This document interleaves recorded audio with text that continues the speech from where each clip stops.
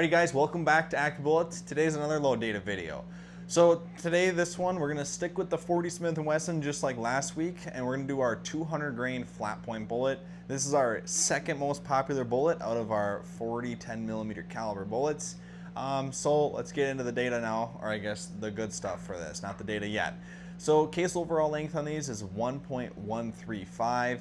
I loaded up 4 different powders. We got the Accurate #7, the old trusty Unique, the Universal. Now this Universal is a little bit older, so I'm kind of curious to see how it performs. It still smells good, looks good. I mean, I think it will be just fine, but just one little note in there. And then the old Winchester 231, one of my favorite powders. For velocity ranges, we should be anywhere between 700 to 1,000 feet per second with these loads. Like always, Starline new brass and a federal primer. Just like the 180 grains, we will be shooting these through the Glock 22, and this is a Gen 4, so it has the polygonal barrel. And I spoke about it in the last one, but typically the polygonal barrels are not the best barrels for lead bullets, but with our coating and our process of how we make our bullets, that is just fine to shoot our bullets through a polygonal barrel. Even just another test today to show you that our bullets are not affected by the polygonal barrel or a traditional standard rifling. So we got all these loaded up, so we'll meet you guys out on the range and do some shooting. Today's a great day to be out there. Weather's awesome today, so we'll see you guys out on the range. All right, and like that, now we're on the range. The weather out here is perfect. It's about 65 degrees, a couple clouds in the sky, but mainly blue skies. Amazing out here. There's an airplane flying over me really low. So we're gonna shoot these up out here. This is the 40 Smith & Wesson 200 grain flat point bullet.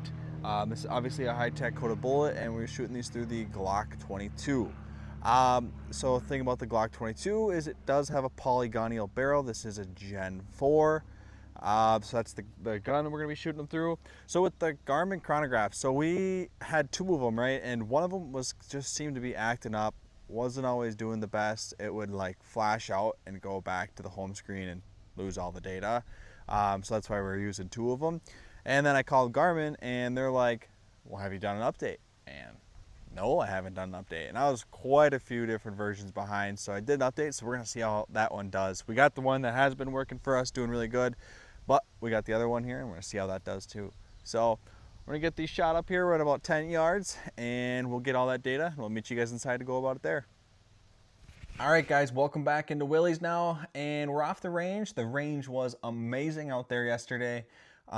70 some degrees, like 71 degrees in the middle of July. You can pretty much wear a long sleeve or a hoodie all day long. Never complain about that. I wish it could be like that year round. So let's get into the data. Enough about me talking about the weather. So this is for the 40 Smith & Wesson 200 grain flat point bullet. Now obviously these bullets can be used in 40 Smith & Wesson or 10mm, but this data is specific for 40 Smith & Wesson. So case overall length on these is 1.135. Our sectional density on this bullet is 0.178. The bullet diameter, just like all of our 40 cals and 10mm, this is sized to a 0.401 diameter. And for our firearm that we chose to fire these out of, just like the last 40 Smith & Wesson video, the Glock 22 Gen 4. And since it is a Gen 4, this does have the polygonal barrel. And typically, the lead cast bullets don't really like polygonal barrels, but with our high-tech coating, you can shoot those through these just fine. I took the barrel out and looked through it, and it looks pretty much the exact same as it did before I even shot all my rounds. I ran one little bore snake through it, and it cleaned it right out. I think there's just a little bit of smoke in there, a little bit of residue, but nothing that did not come out with just basically one little push through with a bore snake. For our brass that we use Starline brass, and for our primer, our Federal #100 primer, and that's just a standard small pistol primer. So for powder selection, we chose the Hodgdon Universal, the Accurate #7, the Winchester 231, and then the Alliant Unique. So now for the Universal, this was my first time loading it for the 40 Smith & Wesson. So I was kind of excited about that. I hear a lot of good things about it, but the only downside is it's hard to find. So that's the only bummer part about the Universal. So with this one, we started at the 750 feet per second at 3.4 grains of powder. And I want to make one more note about the universal too, is this was our most accurate powder. This thing shot like really good, especially with the lower charge loads here. With low recoil, I had a couple slower than that, but I started running into some cycling issues and stuff like that. And so I want to start the 750 feet per second mark was a really good node where I think it started to work well. So then we ran all the way up to 950 feet per second and at the 4.8 grains of powder. Now, 950 feet per second at a 200 grain bullet is moving. There's a lot of recoil there. So, you know, it's up there. Maybe you're trying to meet a power factor or possibly like a hunting load. Then you want the velocity. But you're looking for plinking loads, go with the 3.4 grains at the 750 feet per second mark. Way less recoil, way more comfortable to shoot. And that's kind of it for the universal. Like I said, it was our most accurate powder. Did great. Now the accurate number 7. So now this one is quite a bit more powder charge, but still getting the same velocities. So we did start a little bit slower on this. 700 feet per second at 5.7 grains of powder. Climbed all the way up to the 950 feet per second mark again. But here we're at 7.5 grains of powder. So quite a bit more than the universal at the 4.8 grains of powder. So it's just kind of something to note there. You know, if you buy a 1 pound jug of the accurate number 7 compared to the universal or even the Winchester 231, you're going to get a little less loadings out of the accurate number 7 due to the more powder needed. So now the old trusty Winchester 231, one of my favorite powders because it's always right in the middle of the pack for accuracy. It's always available. You can find data for it anywhere. It seems like every time I open up a book, I see Winchester 231. That's the thing I love about it. You know, I want to see a powder that people can actually use. That's the thing I like.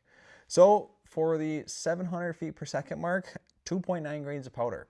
So a pretty small charge there. And we climbed it all the way up to 950 feet per second at the 5 grains of powder there. I ain't got much to say about the 231. It does great. It always does what it's supposed to. It's like one of those things where if it goes bang, it works type of deal. And it does. It always goes well. Now the Alliant Unique, the one powder that I feel like everybody always uses and everybody also says that it's hard to get, but it seems like everybody's always got it.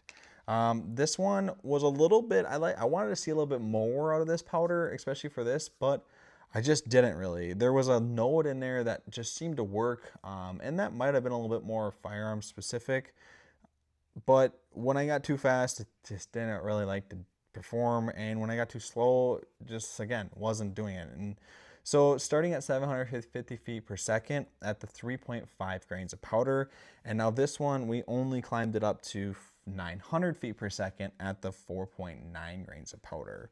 Like I said, I kind of wanted to see a little bit more out of that, and I might do some more testing with it and see if I can get some more numbers in there too. So, and you know, so this is for the 40 Smith & Wesson, and you can use these bullets for 10 millimeter as well. So what we will end up doing is we will end up taking probably the same bullet and making a 10 millimeter data for it, but this stuff is specific to 40 Smith & Wesson. So we appreciate you guys watching the videos. Like always, go like and subscribe. I think I'm going to post some more shorts throughout the weekend, and hope you guys have a great weekend. Thanks for watching.